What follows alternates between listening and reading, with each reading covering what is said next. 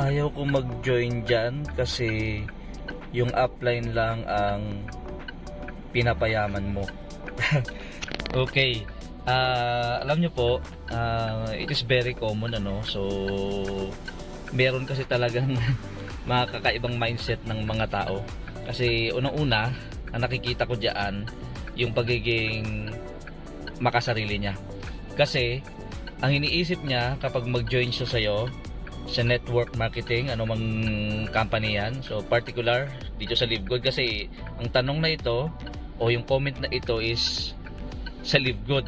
So ayaw niya mag-join kasi pinapayaman lang daw yung upline. Actually hindi ako yung nag-invite, ang nag-invite sa kanya yung isang member din natin.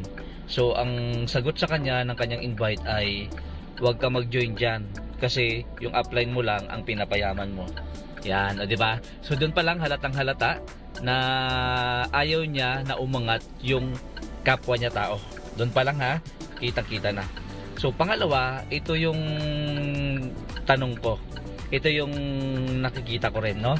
So ngayon, kung yun ang thinking mo na ayaw mag-join sa network marketing o dito sa LiveGood kasi you think na yayaman ako kasi kapag mag-join ka rito.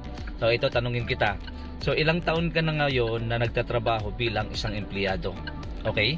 So as an employee, hindi mo ba alam na habang nagtatrabaho ka, you're getting just a minimum wage? Okay? So gumagastos ka, nangungupahan ka, tapos ang cycle ng life mo ay para kang nasa rat race, paulit-ulit lang. Okay? Tumatakbo ka, pero wala kang nararating. Sa sahod, pambayad, sa sahod, pambayad, sa sahod, pambayad. Paulit-ulit ka lang hanggang sa mamatay ka. Okay? Yan yung reality. Alright? So ngayon, here's the thing, no? Habang nagtatrabaho ka, hindi mo ba alam? Okay? Kasi iniisip mo na ayaw mo mag-join sa network marketing, ayaw mo mag-join dito sa LiveGood because you think yayaman ako or yayaman yung upline mo or yung nag-invite sa'yo. Okay? Hindi mo nalalaman na ilang taon ka na dyan, 5 years, 10 years, 15 years, 20 years, 30 years, 40 years na pagtatrabaho mo bilang isang empleyado dyan sa boss mo, kung saan ka naman nagtatrabaho, boss mo ang pinapayaman mo. Gets mo? Okay? So, pangarap ng boss mo ang tinutupad mo. Pangarap ng ibang tao ang tinutupad mo. At hindi mo alam, habang ginagamit ka ng boss mo, sinasahuran ka ng katiting, kakarampot lang. At yung skills mo, yung talent mo, wala namang duda, kudos to you na magaling ka talaga. Okay? So kung magaling ka, siyempre kaya nga hinire ka ng boss mo, hinire ka ng company kasi nga magagamit ka nila. Magagamit nila yung skills mo, magagamit nila yung talent mo. So yung kapalit ng skills mo, ng talent mo ay minimum wage. Okay? Hindi ko po minamaliit ang minimum wage, no? So, don't get me wrong sa mga nakikinig at nanonood kasi naging employee po ako ng mahigit 25 years. So, kung pagalingan lang po yung pag-uusapan, I give my best. Nagsimula po ako sa pinakamababang posisyon ng trabaho. Okay? Naging branch manager po ako. At just mga paperworks. Tinry ko rin pong BPO, naging technical support representative po ako. Nakikipag-compete po ako sa kapwa ko at maging sa mismong superior ko. At dumating pa sa point na feeling ko lang nakikita ko kasi na mas magaling pa ako. Pero kahit magaling ako sa boss ko, hindi ko napapantayan ang sweldo niya. Okay? Kasi mas superior sa akin eh. At parehas naman kami, kahit boss ko siya, ang pinapayaman namin is mismong may-ari ng kumpanya. At makikita mo naman na bakit yung mayaman ang may-ari ng kumpanya na pinagtatrabahoan mo kasi nagkakaroon siya ng maraming branches.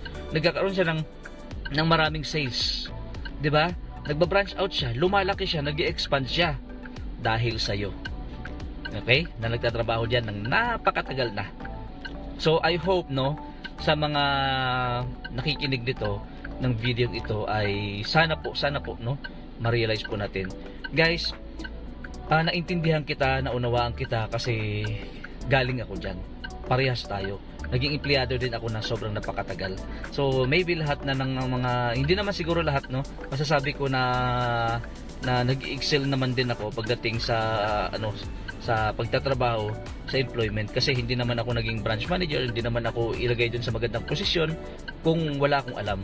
So yung talent ko, yung skills ko ay ginagamit ko. Nakapagpasok ako ng marami at malaking sales sa kumpanya, pero pangarap ng boss ko ang tinutupad ko, hindi ang pangarap ko. So kahit maggapang ako, magtrabaho ako ng napakatagal sa kanya, 30 years, 40 years, and then I will retire, I will end up broke. Kasi bakit? Sinasahuran lang ako sa oras ko sa pagtatrabaho ko sa kanya, pero hindi natutupad yung aking pangarap. Okay? So I hope po, I hope na ma-realize natin lahat sa mga nakikinig, sa mga nanonood, na mamimili ka na lang din naman ng hirap, no? Piliin mo yung hirap na kung saan dadating yung time na yayaman ka, kikita ka at ayos yung buhay mo. Okay? So, kasi ang hirap po, ang hirap sa network marketing. Tingnan mo to, mamili ka ha. Okay? Binigay mo nga sa employment yung lahat, 'di ba? Binigay mo lahat, Binigay mo lahat. Okay, buhay mo, buong buo, lahat 'yon, oras mo. Halos wala ka ng oras sa pamilya mo. And some of you, many of you, nag-abroad pa, naging OFW pa. Sinakripisyo yung lahat. Alright? Ng ilang taon. Mahirap 'yun, 'di ba? So ngayon, sa network marketing, ayaw nating mag-join, ayaw nating subukan, ayaw nating tingnan because we think mahirap 'yan. Hindi ko linya 'yan, 'di ba? Ganun 'yon. Pero hindi natin namamalaya na sa trabaho, hindi naman natin linya sa employment yung ginagawa natin. Bakit natin natutunan? Kasi inaral natin. Kasi pag hindi natin inaral, hindi tayo maka-hire, hindi tayo makapagtrabaho, wala tayong sweldo. Diba ganon? Okay? So ngayon sa network marketing, kahit hindi mo linya, aralin mo lang, gawin mo lang, subukan mo lang. Kasi kung may pangarap ka, gagawin mo yon, whatever it takes. Gawin mo lang to 6 months to 1 year, 1 to 2 years, guys. I am telling you, magbabagong buhay mo. Matutupad yung mga pangarap mo. So mamimili ka ng hirap. Hirap sa network marketing na 1 to 2 years mo gagawin. Okay? Pinakamaiksi po 6 months to 1 year. Alright? Kasi sa akin po nangyari 6 months to 1 year. Nag-join po ako sa Live Good ng February 16. Naging diamond po ako in 4 months and in 10 months ito na po nangyari. Nakabili po ako ng brand new na sasakyan, Geely Okavango Urban Plus, top of the line, cash. May bahay at lupa.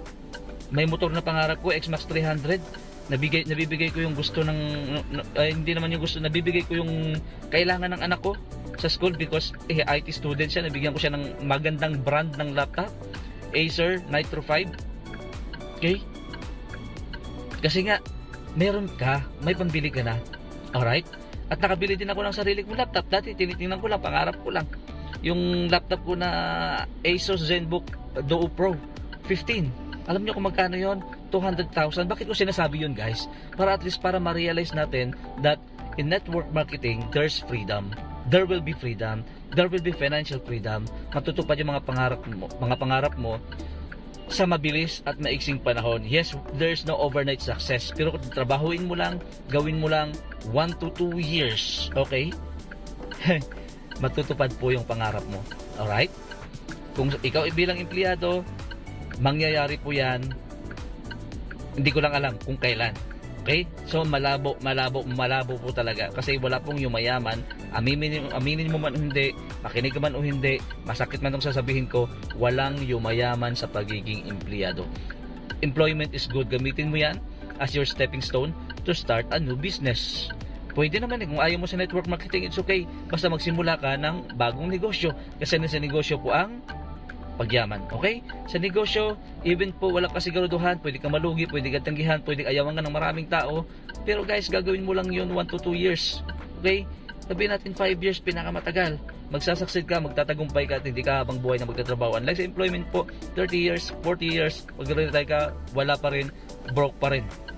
Yun lang po, I hope po may na-realize tayo, So Santi here once again, aka November Man, and I hope sa video na ito, meron po tayong napupulot na lesson which kung saan makakatulong po sa buhay natin at sa pamilya natin. Maraming salamat. See you all at the top.